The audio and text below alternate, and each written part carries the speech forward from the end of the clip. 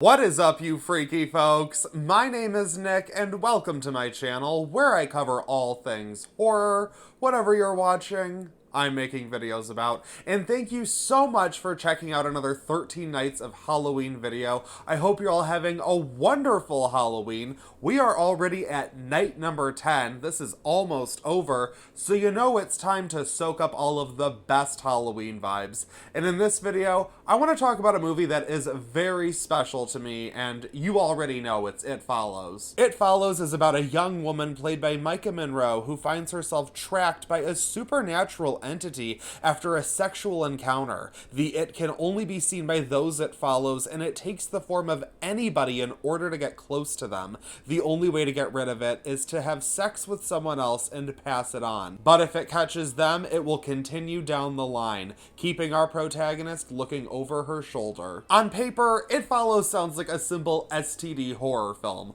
but it uses its simple premise to maximum effect. It keeps things interesting regularly by pushing forward and exploring the premise, as opposed to falling into a cycle of predictable scares.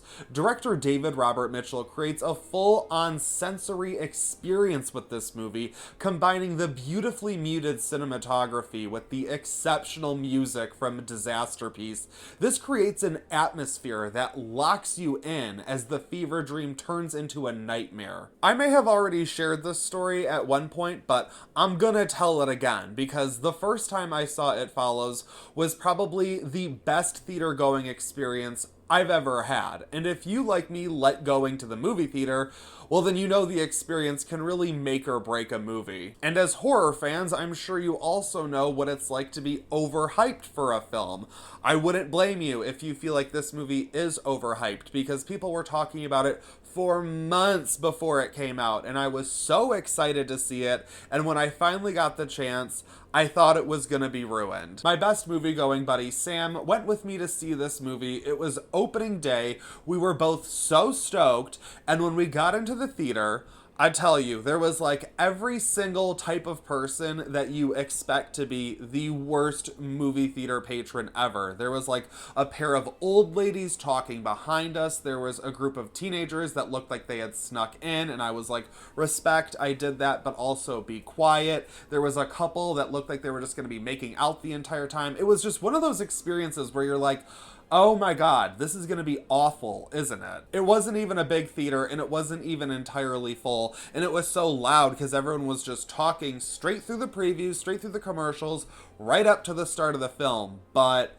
then the movie began, and that music hit, and everyone shut the hell up. And from that point on, we were locked into It Follows. As a horror fan, I have to say I had not been scared by a movie like this since I was a kid. After that first opening sequence, my friend and I were practically huddled up together, scanning every frame for the It, totally on edge over the music. It was so much fun. I have not felt so immersed in a film since then. I really love this movie, but the first time I saw it was truly one of the best movie-going experiences I've ever had. The opening scene is simply iconic. A lot of horror films have that one scene that puts them on the map, but I think it's the scares that follow that make this one of the scariest movies I've ever seen. The double whammy of the girl in the kitchen with the tall man who just bursts right into our main character's room. It puts us right in the character's shoes and lets us know you gotta be quick to survive this one. And the attack at the beach lets us know there are no breaks either. Of course, I have to circle back to the classroom scene towards the beginning of the movie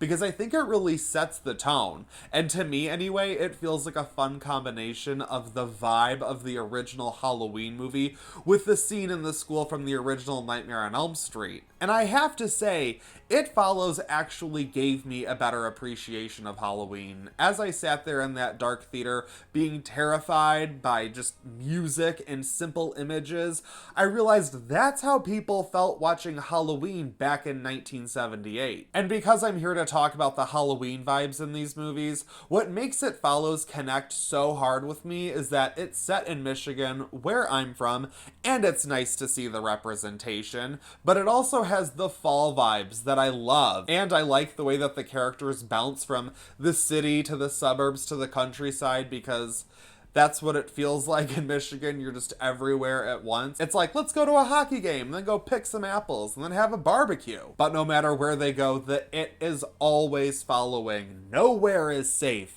That's what makes it so scary. I know this movie has its haters, and I can totally understand that. I don't love everything, and that's the fun of film. It's all subjective. And if you hate this movie and you're watching this video, well, I greatly appreciate that, because the number one thing that I want to do here is form a community where we can all talk about the things that we love.